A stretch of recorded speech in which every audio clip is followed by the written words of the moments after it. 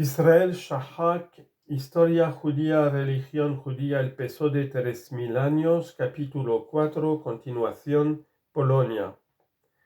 La vieja Polonia anterior a 1795, una república feudal con un rey elegido, es el ejemplo contrario. Ilustra cómo, antes de la llegada del Estado moderno, la posición socialmente más importante de los judíos, así como su mayor autonomía interna, se dieron bajo un régimen atrasado hasta extremos de absoluta degeneración. Por muchos motivos, el desarrollo de la Polonia medieval se quedó rezagado respecto a países como Inglaterra y Francia. No se formaría ahí una monarquía fuerte de tipo feudal, aunque sin instituciones parlamentarias, hasta el siglo XIV, sobre todo con Casimir el Grande, 1333-1370.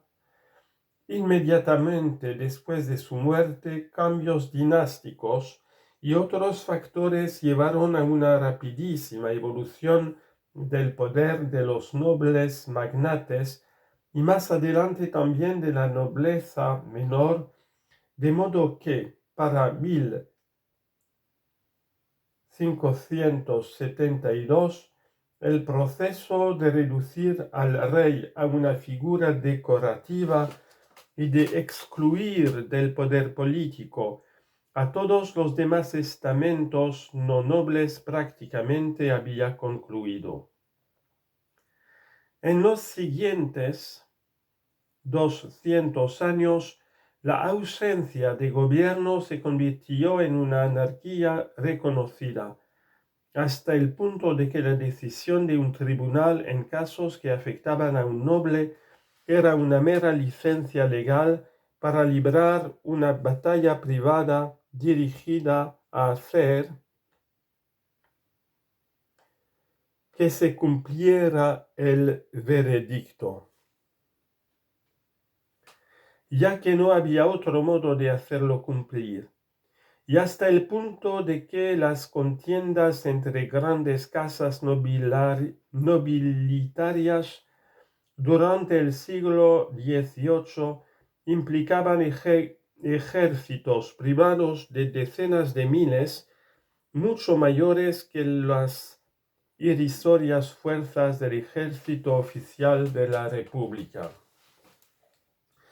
Este proceso vino acompañado de la degradación de los campesinos polacos, que habían sido libres a comienzos de la Edad Media a una posición de absoluta servidumbre, apenas distinguible de una esclavitud descarada y sin duda la peor de Europa. El deseo de los nobles de los países vecinos de disfrutar del poder que tenía el pan polaco sobre sus campesinos, incluido el poder sobre la vida y la muerte sin derecho a apelar, fue decisivo en la expansión territorial de Polonia. La situación en las tierras orientales de Polonia, Bielorrusia y Ucrania, colonizadas y pobladas por campesinos recién convertidos en siervos, era la peor de todas. Nota.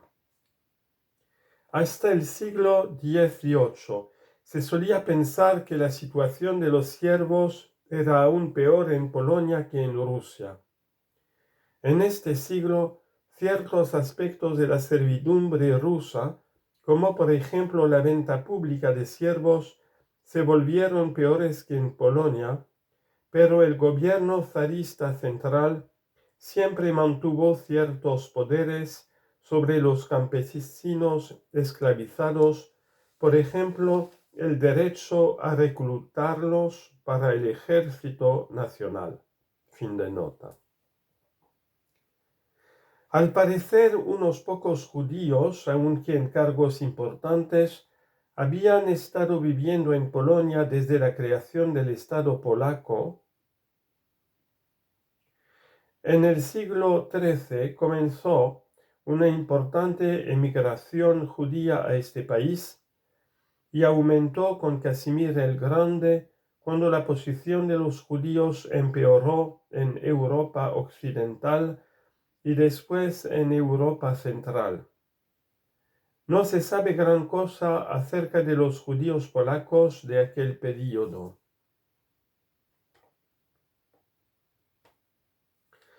Pero con el declive de la monarquía en el siglo XVI, sobre todo durante los reinados de Segismundo I el Viejo, 1506-1548, y de su hijo Segismundo II Augustus, 1548-72. La comunidad judía polaca asumió de golpe una prominencia social y política que, como siempre, vino acompañada de un grado de autonomía mucho mayor. Fue en esta época cuando a los judíos de Polonia se les concedieron sus máximos privilegios, que culminó con el establecimiento del Comité de las Cuatro Tierras, un eficacísimo órgano autónomo judío de gobierno y jurisdicción sobre todos los judíos de las cuatro divisiones de Polonia. Una de sus muchas funciones importantes era recaudar los impuestos de los judíos de todo el país, deduciendo parte de lo recaudado para uso propio y para uso de las comunidades judías locales, y pasando el resto a la tesorería del Estado. ¿Cuál fue la función social de los judíos polacos desde comienzos del siglo XVI hasta 1795?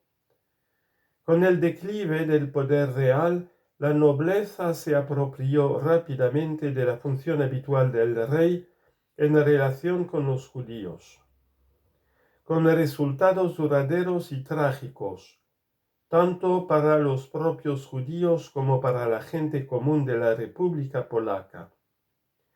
A lo largo y ancho de Polonia, los nobles usaron a los judíos como agentes para socavar el poder comercial de las ciudades reales, que de todos modos eran débiles.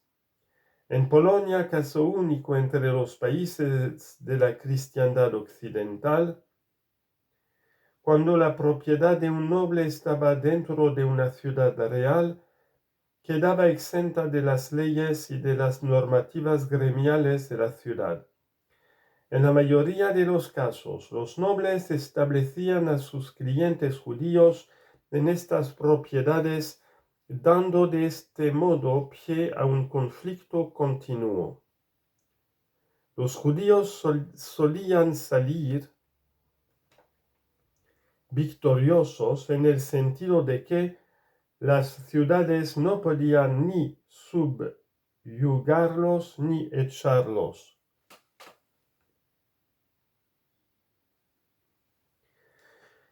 Pero en los frecuentes disturbios populares se perdían vidas judías y más aún propiedades judías.